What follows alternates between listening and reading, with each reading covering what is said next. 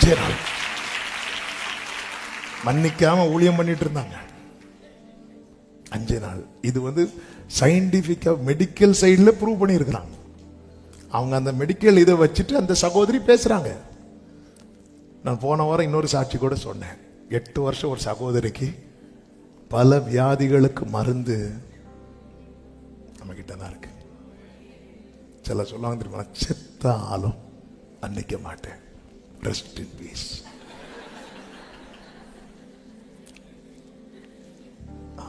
இல்ல ஆமென். நிறைய வியாதிக்கு மருந்து. எங்க அப்பாவை ஒருத்தர் தப்பா பேசிட்டாங்க. எங்க அப்பா ஆரம்பத்தில் ஊழியர் செய்த ஊர்ல தவறான ஒரு செய்தியை பரப்பிட்டாங்க. அதுக்கப்புறம் அங்கிருந்து எங்க அப்பா வேதனையோடு வந்தாங்க. அதன் பிறகு குறித்த நாள்ல இங்கே கொண்டு வரப்பட்டாங்க. ஊழியம் வளர்ந்து பெருகினது. திடீர்னு ஒரு நாள் எங்க அப்பாவுக்கு அந்த ஊர்ல இருந்து போன் வந்து, இந்த சகோதரி உங்ககிட்ட ஒரு வார்த்தை பேசணும்னு சொல்றாங்க. எங்க அப்பாவுக்கு தெரிஞ்சிட்டு இது இன்னாரெண்டு. எங்க அப்பா சொன்னாங்க, சரி நான் 2 நாள் கழிச்சு அங்கே ஒரு ஃபங்க்ஷனுக்கு வரேன், அது முடிச்சுட்டு நான் அப்படியே பார்க்க வரேன் அப்படி. நானும் உண்டு காரை கொண்டு அந்த வீட்டுக்கு முன்னாடி நிறுத்த சொல்றாங்க. ஓட்டிட்டு வந்தவங்க நிறுத்துறாங்க. நீங்க கார்ல இருங்க, நான் பார்த்துட்டு வரேன் சொல்லிட்டு உள்ள போனாங்க. உள்ள போய் அந்த சகோதரி படுத்திருக்கிறாங்க. எங்க அப்பா கையை பிடிச்சி சாரி அப்படின்னு கேட்டாங்க. எங்க அப்பா ஒன்றும் இல்லை அப்படி சொல்லுவாங்க. தள்ள கை வச்சு அவங்க மரண படுக்கையில் சாக முடியாம துடிச்சிட்டு இருக்கிறாங்க. ஆண்டவரே என்னை மன்னிச்சிருங்க, நான் தப்பு பண்ணிட்டேன். எங்க அப்பா அவங்களுக்காக ஜெபம் பண்ணி மனதார மன்னித்து ஜெபம் பண்ணி முடிச்சுட்டு வந்தாங்க. அன்னைக்கு அவங்க சமாதானத்தோட ஓட்டத்தை முடிக்கிறாங்க. இந்த மன்னிப்பு கேட்கறதுலையும் மன்னிக்கிறதுலையும் அது நிறைய குணமாகும் பல காரியங்கள் இருக்கிறது. கிறிஸ்துவை வெளிப்படுத்துங்கள்.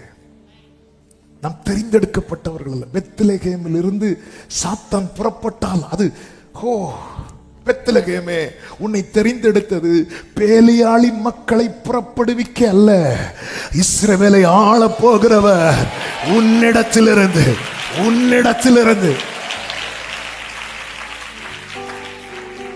அநேகர் செய்கிற செயல் மன்னிக்கவே முடியாதது. ஆனா நீங்க மன்னிச்சு மட்டும் பாருங்க.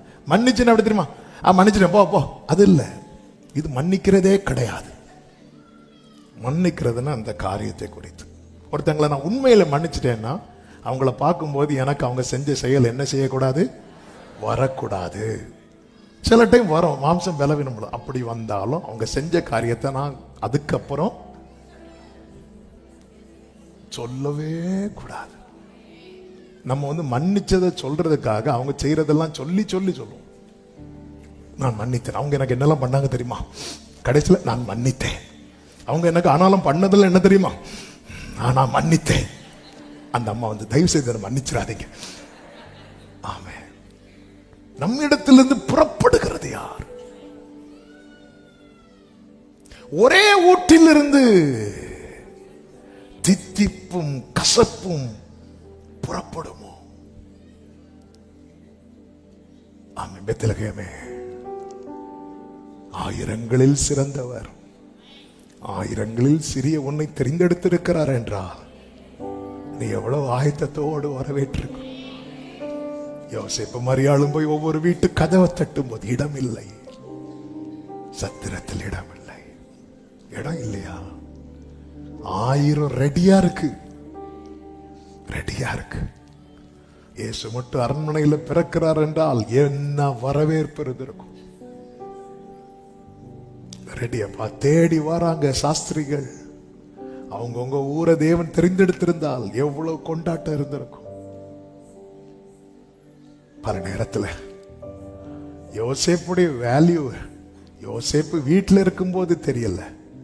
யோசேப்புன்னு சொப்பனம் சொன்னா அந்த வீட்டில் பிரச்சனை. அதே யோசேப்பு பார்வோனுக்கு முன்னாடி சொப்பனம் சொன்னா அங்க கொண்டாட்டம்.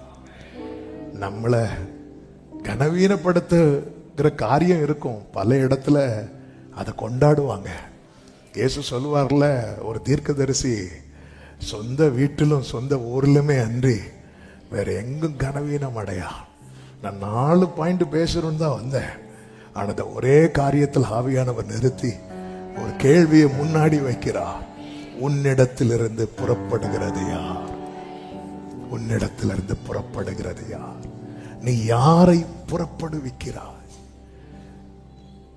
நம்மிலிருந்து வெளிப்படுத்துறது யார்? பவுல் சொல்றார், கிறிஸ்து உங்களில் உருவாகும் அளவு நான் கற்ப வேதனை அடைகிறேன். கிறிஸ்து என்னில் எப்படி உருவாகுவார்? வார்த்தை மாம்சமாகி. அப்ப எனக்குள்ள அந்த அளவுக்கு வார்த்தைகள் விதைக்கப்படணும். வார்த்தை மாம்சமாகி, இந்த வார்த்தை தான் எனக்குள்ளிருந்து உருவாகும். அதுதான் என்னில் வெளிப்படணும். வசனம் என்னில் வெளிப்படவில்லை என்றால் இன்னும் எனக்குள்ளே சரியாய் விதைக்கப்படவில்லை என்ற அர்த்தம். அல்லது விதைக்கப்பட்டிருக்கும், சத்துருவானவன் வந்து அதை எடுத்துக்கொண்டு போயிருப்பான். அது வேலி அடைக்கப்படவில்லை. அதுக்குதான் ஜெபம், ஆராதனை, ஐக்கியம், அந்யோன்யம், இவைகளெல்லாம் எதுக்கு சொல்லப்பட்டிருக்கிறது என்றால் சும்மா ஒரு ஃபார்மாலிட்டிக்கு அல்ல. இதெல்லாம் நம்மை சுற்றி கவர் பண்ற வேலை. சில பாருங்க, கொஞ்சம் பைபிள் தெரிஞ்சது தங்களை தாங்களே மேய்த்து கொள்ளுகிறவர்களா இருப்பாங்க. நமக்கு தெரியாத சத்தியமா, நமக்கு தெரியாத வேதமா. ஆமா, இவங்க அப்படி என்ன பெருசா பேச வந்துட்டாங்க. ஆமே, ஹல்லேலூயா. ஒரு மீட்டிங்ல இப்படிதான், மீட்டிங் முடிஞ்சா நான் ஒருத்தங்க வந்தாங்க, வந்துட்டு, நீங்க எடுத்த டாபிக் எங்களுக்கு ரொம்ப தெரிஞ்ச டாபிக் தான், இதுல என்ன பேச போறீங்கன்னு தான் இருந்தோம். பரவாயில்ல, கொஞ்சம் புதுசா தான் பேசுறீங்க. இப்படிப்பட்ட கிருமிகள், சாரி, இப்படிப்பட்டவங்களெல்லாம் வச்சுட்டு ஒண்ணுமே பண்ண முடியாது. அதாவது தாவீது சொல்றாரு, உம்முடைய வாக்கின் மேல் நோக்கமாகி என் கண்கள் எல்லாம் பூத்து போகிறது. எப்பொழுது என்னை தேற்றுவீர் ஆண்டவரே? அதிகாலையிலே உம்முடைய கிருபையை எனக்கு கேட்க பண்ணுங்கப்பா. அப்படி இருக்கணும். புதிதாய் பிறந்த குழந்தைய போல இந்த திருவசனமாகிய களங்கமில்லாத ஞான, எப்பவுமே பைபிள் எடுக்கும்போது இன்னைக்கு என்ன மிராக்கிள பார்க்க போறேன், பைபிள் எடுக்கும்போது மிராக்கிள பார்க்க போறேன். ஆமென். இன்னைக்கு என்ன மிராக்கிள்? ஹல்லேலூயா. அப்படி எடுக்கணும். ஹல்லேலூயா. கடந்த நாள் ஒரு தாயார் சொல்றாங்க, அவங்களுக்கு கண்ணில் ப்ராப்ளம், அவங்களுக்கு கேட்ராக்ட்லாம் பண்ணாங்க. அதுக்கப்புறம் அவங்க வந்து சொன்னது, உன் கண்ணு தெரியுதா? கண்ணு தெரியாட்டி எனக்கு பைபிள் படிக்க முடியலையே, எனக்கு அதுதான் ரொம்ப சங்கடமா இருக்கு. என்னால பைபிள் படிச்சு மெடிடேட் பண்ண படிக்கும் போதே அந்த கண்ணு வலினால கண்ணீர் வருது, அதுதான் எனக்கு ரொம்ப வருத்தமா இருக்குன்னு சொல்லிட்டு, பார்வையுடையவர்களே, எப்பவுமே இருக்கும்போது அதனுடைய அவங்க அவ்வளோ, இத்தனைக்கும் அவங்க பைபிளை கரைச்சு குடிச்சவங்க, டெய்லி பைபிளை பல முறை படித்தவர்கள், அநேகருக்கு பைபிளை சொல்லியிருக்கிறாங்க. இப்ப அவங்களுக்கு எல்லா வசனம் காணாம தெரியும், தெரிஞ்சாலும் அவங்க வருத்தம் என்ன தெரியுமா? எனக்கு பைபிள் படிக்க முடியலையே. பாத்தீங்களா, இந்த ஏக்கம் தான் இருக்கணும். உங்களுக்கு டைம் கிடைக்கலையா? ஐயோ, நமக்கு ஃபீல் பண்ணும், ஐயோ எனக்கு பைபிள் படிக்க எனக்கு டைம் இல்லையே. ஆமே, அதுக்கு ஃபீல் பண்ணணும். பைபிள் படிச்ச என்ன எடுத்தணும், ஐயோ எப்ப எடுத்தாலும் 119 தான் வருது, இந்த 117 எங்க இருக்குன்னே தெரியல. அப்படி இல்லை. ஆமே, நீ அதுக்காக 119 வந்ததும் 119 ஃபுல்லா படிக்கணும் இல்லை, கொஞ்சம் படிங்க.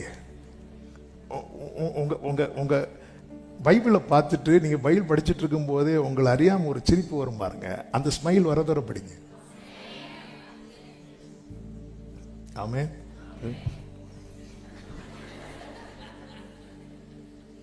ஆண்டவர் என்னை பாரும், ஆண்டவர் பார்த்தீங்களா? பார்த்து, நீ பார்த்தது போல நான் பார்த்தேன். ஏதாவது தெரிஞ்சா உனக்கு பைபிள் படிச்சல, ஏதாவது தெரிஞ்சா தெரியல, எனக்கு தெரியலப்பா. ஆமே, வேதத்தை நேசிக்கிறவர்களுக்கு நம்மிடத்திலிருந்து தாவீது சொல்றாரு, நான் உமக்கு விரோதமாய் பாவம் செய்யாத படிக்க முடிய வாக்கு என் இருதயத்தில் வச்சுட்டே இருக்கிறேன். நம்மிடத்திலிருந்து புறப்படுகிறது அது. இந்த வார்த்தையை சொல்லி நான் இங்க முடிக்கிறேன். அடுத்து கை வச்சா போயிடும். நாம 4 பாயிண்ட் பேசுறோம், ஒவ்வொரு பாயிண்ட் 15 நிமிஷம் பிளான் போட்டு வந்தேன். ஆனா ஆண்டவர் அவர் போட்ட பிளான்ல நடத்திட்டு இருக்கிறார். என்னிடத்திலிருந்து கிறிஸ்து புறப்படுவாரானால், ஆயிரங்களில் சிறியவனாய் இருந்தாலும் இந்த சிறியதை சிறந்ததாக்குவார்.